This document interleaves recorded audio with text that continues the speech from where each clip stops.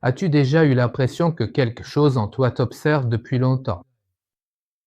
Ça ne parle pas, ne demande rien, c'est juste là. Comme si quelqu'un d'autre vivait en toi, quelqu'un qui apparaît dans tes rêves, te regarde dans le miroir, te souffle des décisions auxquelles tu renonces ensuite. Ce n'est pas un monstre, ce n'est pas un démon, c'est toi, cette part de toi dont tu ne parles même pas à toi-même. Tout ce que tu n'as jamais accepté est devenu une partie de ton ombre. Et l'ombre ne meurt jamais. Elle attend.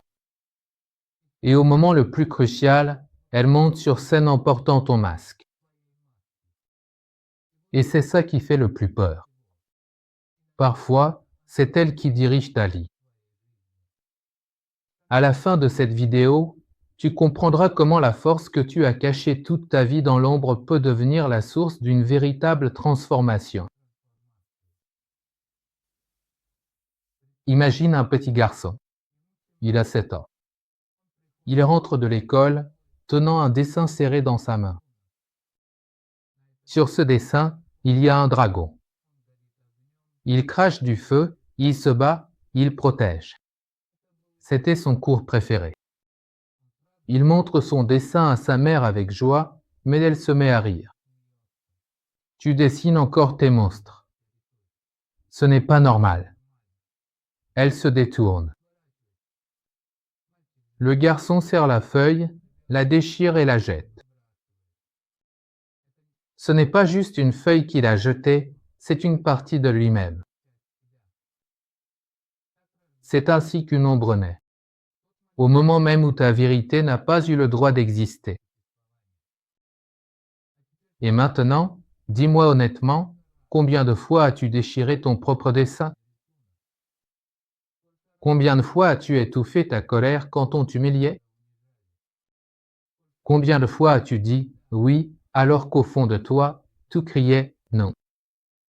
Chaque moment comme celui-là est une brique dans le mur derrière lequel tu caches tout ce qui ne colle pas à l'image de toi parfait. Et derrière ce mur vit ton ombre. Tu as peur d'être faible et tu caches ta douleur. Tu as peur d'être rejeté et tu caches tes désirs. Tu as peur d'être agressif et tu caches ta force. Mais ça ne disparaît pas, ça s'accumule, puis ça explose sans prévenir. Tu cries sur la personne que tu aimes, tu sabotes ce que tu voulais toi-même.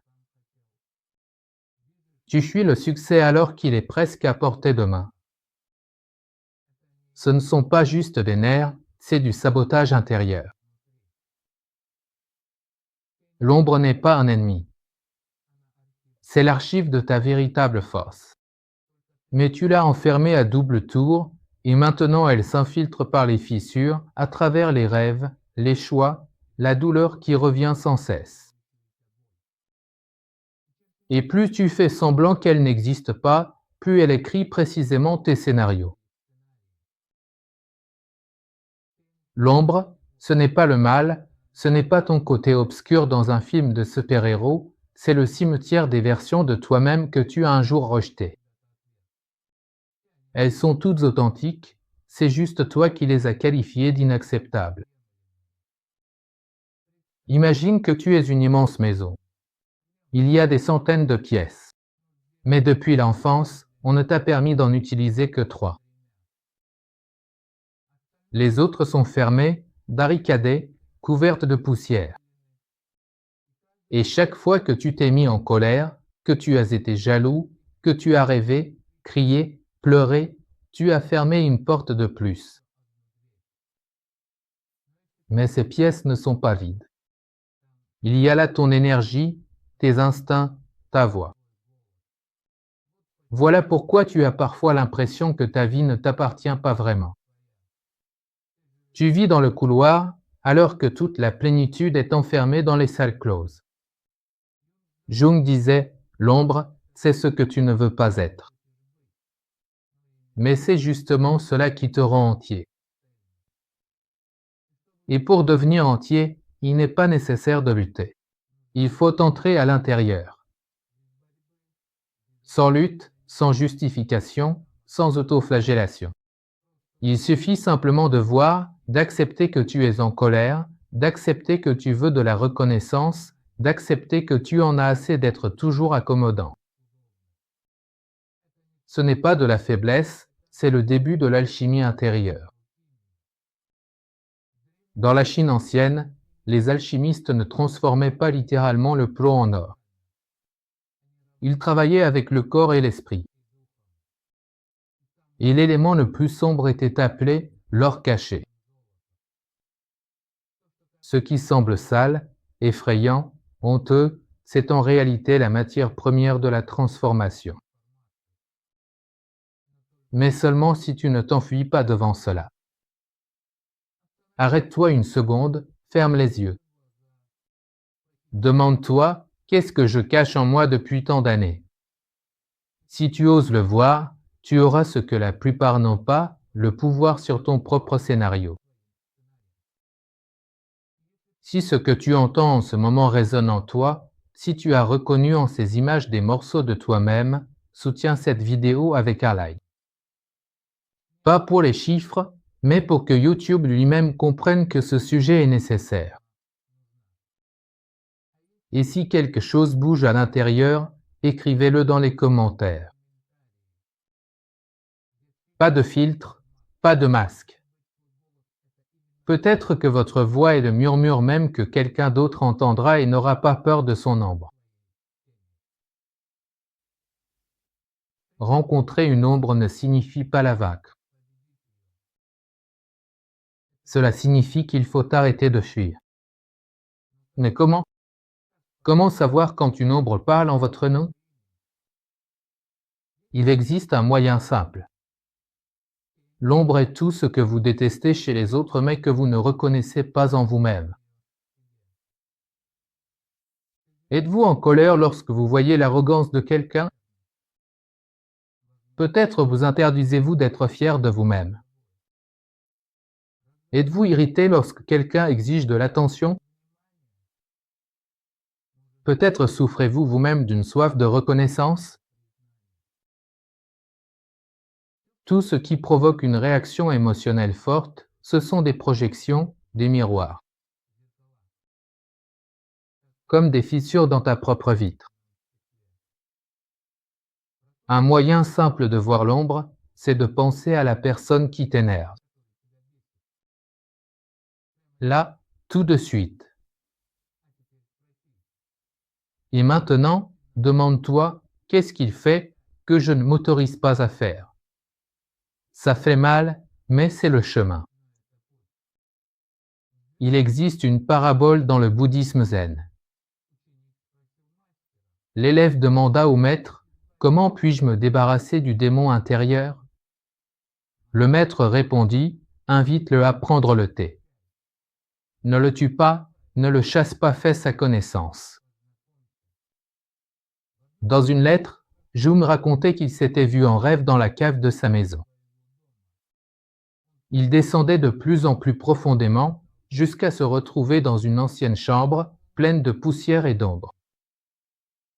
Là, il comprit, pour se connaître soi-même, il faut descendre en profondeur, pas monter vers le haut. Alors ne t'attends pas à ce que le travail avec l'ombre soit joli, il sera authentique. Voici 3 pratiques qui fonctionnent aussi bien qu'une thérapie. La première, l'écriture sans censure. Écris à la main ce que je ressens vraiment, mais que je ne dis pas. Écris salement, écris honnêtement. Ne le montre à personne. Brûle-le si tu as peur, mais ne te mens pas à toi-même. Deuxième pratique, vivre une émotion interdite. Éteins la lumière, mets de la musique rythmée, laisse la colère s'exprimer, danse ta rage, crie dans un oreiller, donne la parole à cette partie de toi que tu as toujours forcé à se taire. Troisième pratique, le miroir de l'ombre. Quand quelqu'un t'agace, ne le juge pas. Demande-toi, qu'est-ce que ça réveille en moi? Qu'est-ce que j'ai peur de voir ici, en moi? Cela change complètement la perspective. Parfois, rien que cet exercice peut faire s'effondrer toute ton ancienne personnalité comme un château de cartes. Et alors, tu verras soudain, tu n'es pas mauvais, tu n'es pas faible, tu ne savais simplement pas qu'un véritable continent vivait en toi. Et oui, il est sombre, mais au fond de ce continent se trouve ta véritable liberté. Mais ne fais pas de ton ombre un culte, ce n'est pas un héros, mais c'est une clé. La clé d'une force dont tu avais peur. Au début, j'ai promis que tu comprendrais comment la force que tu cachais dans l'ombre peut devenir une source de véritable transformation. Et voici comment cela se passe. Dans un mythe de la Grèce antique, un héros nommé Persée a vaincu Méduse, une créature dont tout le monde redoutait le regard. Il ne s'est pas battu contre elle de front. Il a utilisé un miroir pour la voir à travers son reflet, et c'est seulement ainsi qu'il a pu porter son coup. Mais tu sais ce qui s'est passé ensuite? Du coup de la méduse morte n'est pas sorti un monstre, mais Pégase, le cheval ailé, symbole d'inspiration et de force d'esprit. L'essentiel n'est pas la méduse, l'essentiel c'est l'ombre. L'ombre, c'est tout ce que tu redoutes en toi. Et tant que tu lui tournes le dos, elle te paralyse. Mais dès que tu oses regarder, non pas directement, mais à travers le miroir de la conscience, tu reçois un don que tu n'avais pas. Voilà ce que tu dois comprendre, la force que tu cachais n'est pas dangereuse. Ce qui est dangereux, c'est de ne pas reconnaître qu'elle t'appartient.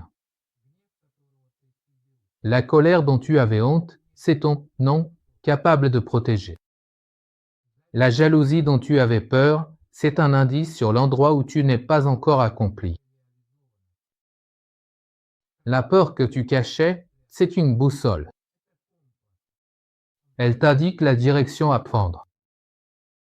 Tout ce que tu as refoulé, c'est toi, simplement avant l'ajustement. Si, en ce moment même, tu ressens des tremblements, une oppression dans la poitrine ou un silence soudain à l'intérieur, c'est justement le début de la transformation. Pas parce que tu t'es débarrassé de l'ombre, mais parce que tu l'as laissé entrer et que tu as vu qu'en son cœur, il y avait des ailes. Tu voulais comprendre comment la force que tu as cachée toute ta vie dans l'ombre pouvait devenir la source d'une véritable transformation. Maintenant tu sais, cette force n'est pas à l'extérieur, elle est en toi.